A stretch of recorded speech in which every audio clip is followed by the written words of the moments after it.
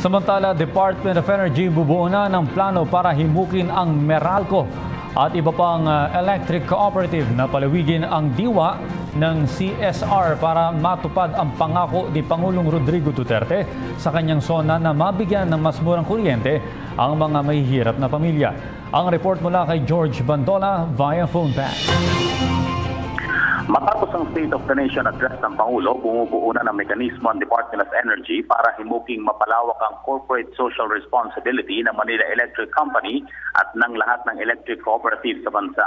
Ang pagpapalawak daw kasi ng CSR ayon kay Attorney Wimpy Fuentebellang, spokesperson ng Department of Energy, ng mga utilities and distribution companies sa isang paraan para matugunan ang kagustuhan ng Pangulo na magkaroon ng kuryente ang lahat ng mamamayan, lalo na sa mga mahihirap na komunidad.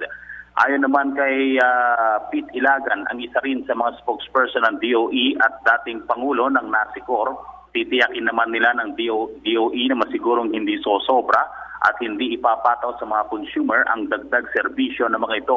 Mula sa magiging mahigpit na pagbabantay ng Energy Regulatory Commission, walang bayarin ang dapat na maipataw sa mga consumer. Bagamat paniwala ang DOE na ang posibleng tinutukoy ng Pangulong Duterte ang mga residenteng hindi pa nakakapitan ng kuryente, inaasahan na rin nila na ang mga reklamo mula sa mga dati ng nakapitan, nalipat, naputulan at nasa mga land conflict area.